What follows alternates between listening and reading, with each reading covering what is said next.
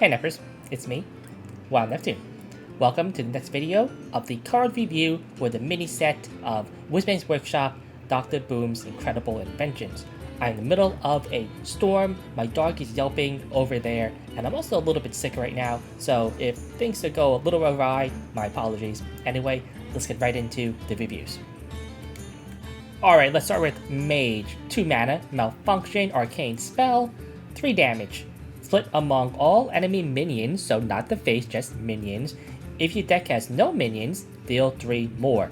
So if you have minions in your deck, crappy Arcane Missiles. If you don't have minions in your deck, you get 2 Arcane Missiles, same mana cost, for the price of 1 card, and it cannot go face, which is probably better for no minion mage overall. So this is a really good card for no minion mage, because one of the biggest problems is that their early game is really bad. If you don't have the weapon on turn 2 and you're facing an aggressive deck, you are big hurting right there. That being said, no minion mage's bigger problem, in my opinion, is the fact that their win condition is only Prey's Yogg box and Prey right now, which is not a really good win condition. Their reach is totally built on randomness and hopes and dreams, which are often crushed by other decks. But this card by itself is just a very good card.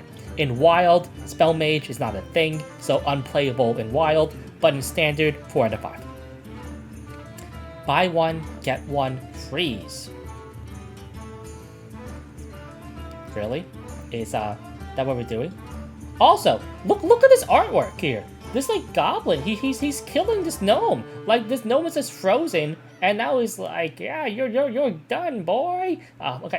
Anyway, 3 mana, spell Frost, freeze a minion, summon a frozen copy of it. When I first saw this, I'm thinking, why would I play this over Reverberations? One of the big benefits of Reverberations is that you can copy a Titan and then use the skill on the Titan right away.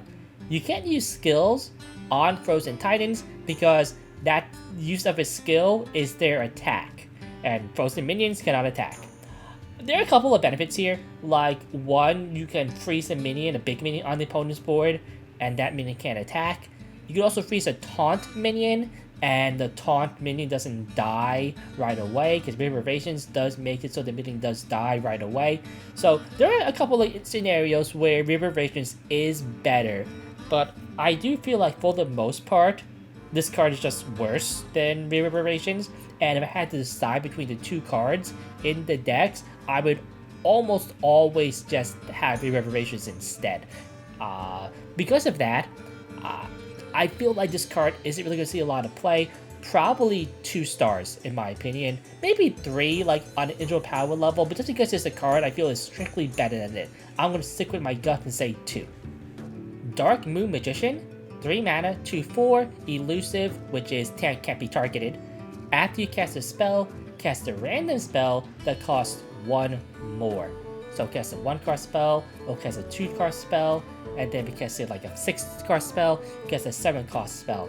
If you can still get this on the board and cast an 8-card spell, you know what? Maybe Sunset Volley goes off. So in the late game, this is kind of like a taunt minion, because the opponent isn't going to want you to get like off a high-powered spell if they can help it. That being said, not a lot of decks that play minions in Mage are running stuff like Yogg in the Box or Sunset Volley in the first place. So, there is that. This is the fact that this card, if somehow it wasn't a minion, would be very, very good in Spell Mage. But because it is a minion, it can't be played in Spell Mage, which kind of puts it on odds with, everything going. Also, it's just true randomness, total chaos. It's a fun card. I feel like if you want to win, you don't play this, right? It's better than Junk, right? It will win some games. I don't know. Like 2 out of 5, I suppose, and even then, I feel like being generous. Unplayable in Wild. Hunter, A 1 mana spell here, Wilderness Pack. So the pack is the mechanic that was teased for the mini set. It is similar to the Ungoro pack that came out during that, where you get 5 random cards. This is a little bit different, as the cards are discarded at the end of the turn. In this case, 5 random beasts added to your hand, and again, they're discarded at the end of the turn. I don't know which classes right now are getting the packs, but here Hunter's one of them, and I think Hunter benefits immensely from a card like this, especially because Hunter's card draw has been traditionally pretty bad. At least right now, it is probably the class that has the worst card draw in the entire game. In addition to that, they could like some generation, right? There's some decent beasts right now in the pool, some pretty bad ones too, but a lot of the ones in the game right now are okay, and with 5 of them, you're bound to get one at least that you can play and feel happy about. This is a card I feel like Reno Hunter list, like the Breakfast Hunter, will like running. Overall, of course, I feel in an aggressive list, this doesn't make the cut, but specifically, it does more like mid-rangey control type decks. This is a card that is going to see play, and you'll feel generally okay with using this 1 mana tax to see what you get. Because of that, I would say this is probably a 4-star card, but only because it's the Hunter class. I feel like in any other class, this is like a 3 or a 2-star card. Bargain Bin, 2 mana, Hunter Secret. After your opponent plays a minion, spell, or weapon, draw a card of the other 2 types. So 1 singular card, so if they play a spell, you get either a minion or a weapon. Play a weapon, you get a minion or a spell. And if they play a minion, which is probably the most common thing that's going to happen, you get either a spell or a weapon. The fact that the most common outcome is a spell or a weapon, I do feel is very, very beneficial to Hunter, as until like really late into the game, a lot of Hunter minions are kind of bad, and it's their spells and stuff that are really carrying them.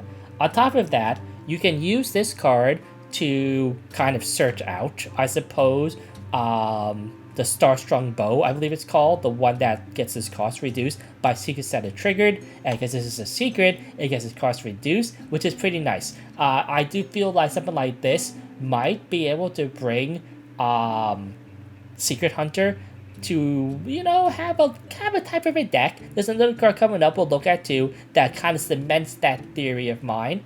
That being said, it is only 1 card for 2 mana, which is not great, and it is a card that has to trigger, so you don't get even the card right away. That being said, this secret will basically almost always trigger like the turn after you play it, which is both kind of good and bad, right? This is one of those cards where once it triggers, your opponent knows what it was, and you're not really impacting the board at all there.